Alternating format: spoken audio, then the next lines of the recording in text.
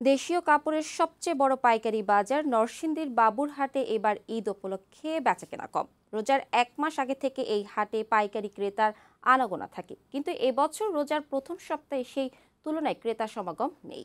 তবে আগামী 2 হাটে বেচাকেনা বাড়বে বলে প্রত্যাশা ব্যবসায়ীদের।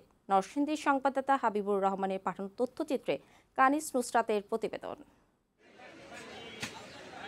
প্রতিবছর রমজানের শুরুতেই বিভিন্ন জেলা থেকে আসা ক্রেতার ভিড়ে সরগরম হয়ে ওঠে দেশের অন্যতম পাইকারি কাপড়ের বাজার নরসিংদীর শেখেরচর বাবুরহাট। এবছরও রমজান মাস শুরুর আগে ভালো বেচাকেনা ছিল, তবে রমজান মাস শুরুর পর থেকে শাড়ি, লুঙ্গি, থ্রি পিস, শার্ট, প্যান্ট ও পাঞ্জাবির কাপড়, থান কাপড় সহ দেশীয় সব ধরনের কাপড়ের অধিকাংশ দোকানে ক্রেতা কম।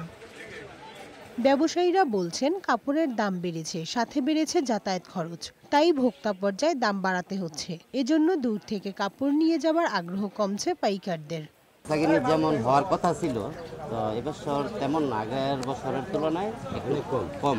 স্টকের কাপড় স্টকের মতন রয়েছে, তেমন আশা অনুযায়ী বিক্রি আমাদের খুব কম হয়েছে। তো আশা করছি যে একটা বেচা বিক্রি না হলে তো আমাদের ব্যবসায়ী কাপড় ব্যবসার সমাজটা তো ব্যবসায়ীরা তো ধ্বংস হয়ে যাবে।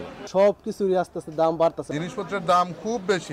ব্যবসায়ী নেতারা বলছেন কাপড়ের দাম সাধারণ মানুষের ক্রয় ক্ষমতার বাইরে চলে যাচ্ছে, তবে রমজানের মাঝামাঝি সময় বেচাকেনা বাড়বে বলে আশা তাদের। এই বাবুরহাট থেকে সারা বাংলাদেশে কাপড়গুলো যায়, বাবুরহাট পাইকারি বিক্রি করে, এখান থেকে নিয়ে গ্রাম অঞ্চলে তারা খুচরা বিক্রি করে, ইভেন এটা একেবারে গ্রাম অঞ্চলে পর্যন্ত পৌঁছায়। তো সেই অনুযায়ী বেচাকেনিটা বাড়বে এটাই আশা করি। নরসিংদীর শেখেরচর বাবুরহাটে দেশীয় কাপড়ের পাইকারি দোকানের সংখ্যা প্রায় 5,500। বৃহস্পতি, শুক্র ও শনি এই 3 দিন বেচাকেনা হয় এই বাজারে। ডেস্ক রিপোর্ট, বৈশাখী সংবাদ।